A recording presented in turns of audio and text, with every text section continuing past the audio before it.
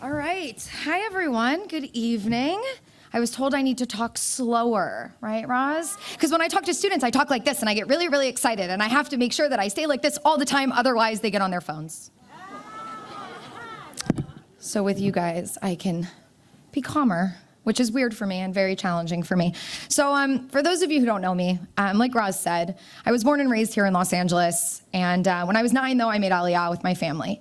And I lived there for 5 years, and I got introduced to the Israeli-Palestinian conflict, not the way that many people are introduced to it today. In a classroom, online, reading a book. I unfortunately lived through the second intifada as an adolescent.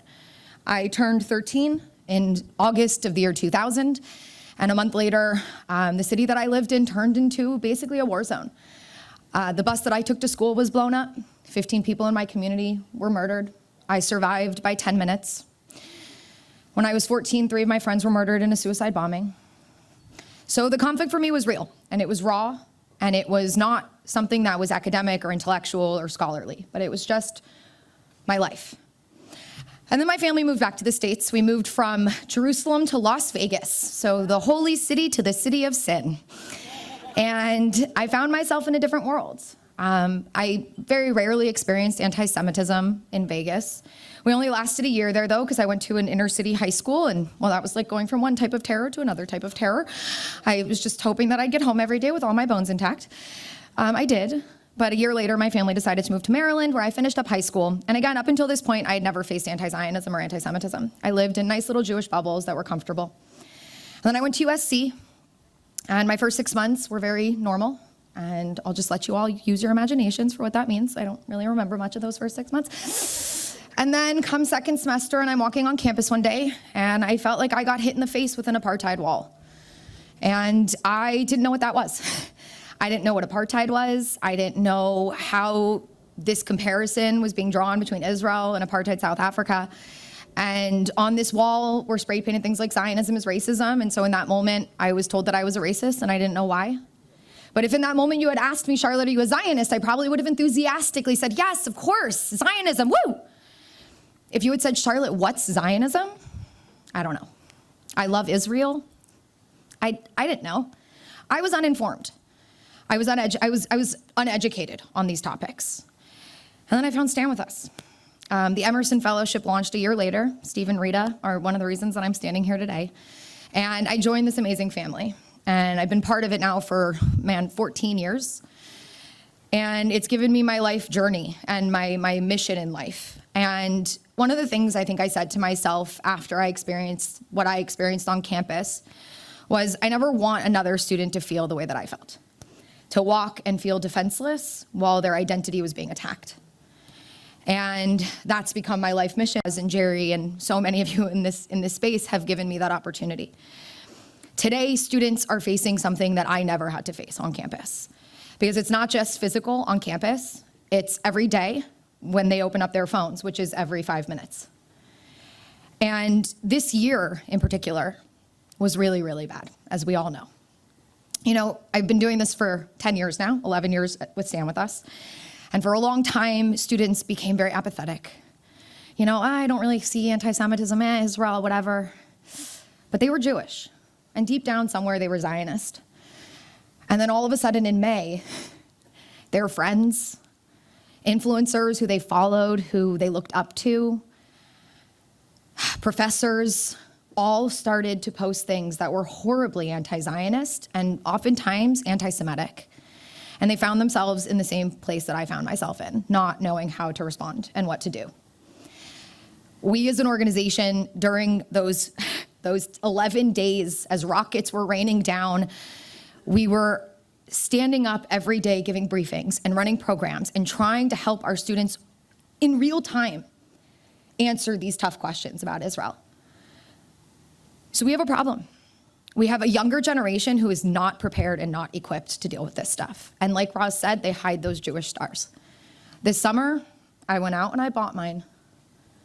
And today it's only underneath just because it would ruin the look with my other necklace. That's really the only reason.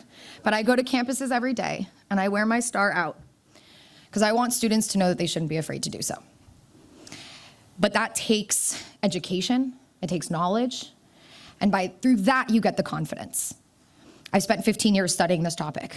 Come at me is how I feel about it. Ask me any question you want about Jews, about anti-Semitism, about Zionism, about the history of Israel, and I got you. And I know exactly what to say. And I want students to feel exactly the same way, and they don't. I want to read you guys something. I wrote this right after the war, during the war, I think actually, May 24th, so right as it was ending. I came home from a long day, long week, long 10 years of teaching about and defending my home and my identity. I sit back and I start to scroll and come across a video of Jews at a rally in the UK singing the well-known song, Am Yisrael Chai, the song we sing to remind ourselves that we, the Jewish nation, lives, and the tears start to pour down my face. I've spent the last week having to face young Jewish students and give them the harsh truth that their lives are going to be harder moving forward. That the tiny bit of comfort Jews have experienced over the last 75 years is gone. That their 4 years at university will be a fight, along with the fun. That anti-Semitism is rising and has been and will continue to. That they have a decision to make. I had a debate last night with young Jewish women on whether or not you would say you were Jewish if somebody asked while holding a gun to you. What about a knife? What if you can't reach your mace? Wait, you definitely need to get mace.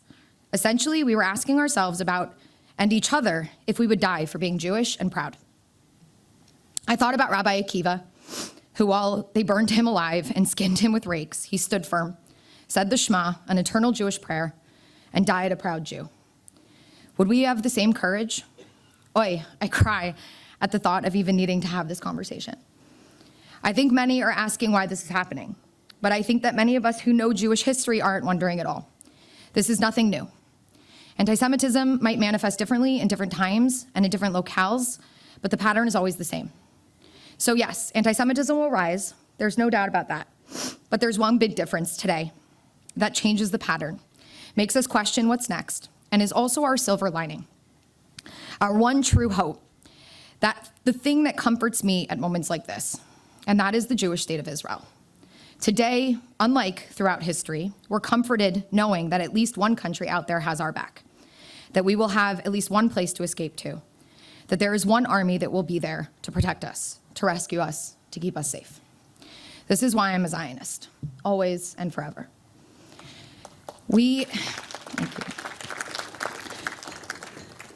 This is the message I give to my students. This is the message we give to our students at Stand With Us. It's not about just defending ourselves. It's about standing up and being proud and walking tall.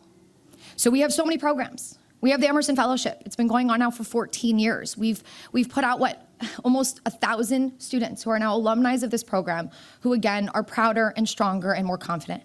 We have a Kenneth Leventhal High School internship that is putting out, again, hundreds of students every year, where we give them the tools, the knowledge, the skills to, again, stand tall and stand proud. Wear your Jewish star outside of your clothing, and not avoid these conversations, but crave these conversations the way that I do. We have a legal department that stands by them if they need help and support. We have an Israel office that when they come to Israel and they discover this historic homeland of theirs, this indigenous homeland, where the language that they grew up praying in and studying in and learning as a young Jew, that we're digging up coins in the ground that have the same language on them.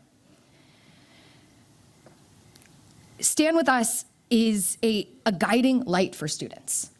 During that war, I got message after message after message from students.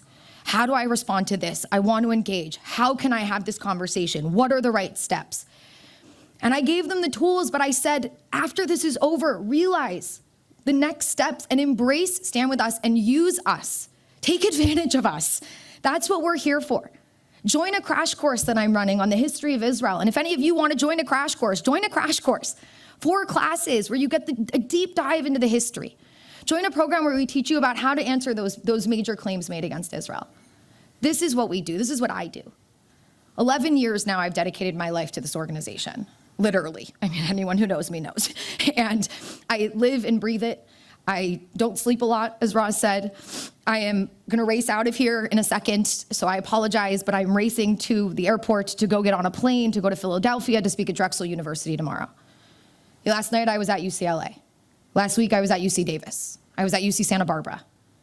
And these kids are craving this now because they're facing it constantly. I'm at Santa Barbara, and a kid comes to me and says, Charlotte, my professor said XYZ, Ben Gurion this, the Israelis are murdering people, et cetera, et cetera. How do I respond? I got another message from him right now sitting on my phone for me waiting to respond when I get to the airport.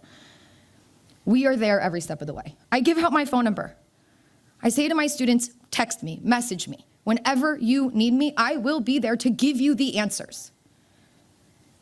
And so that's what this organization is about.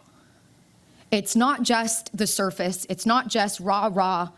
It's let us give you the actual information. We're an education organization.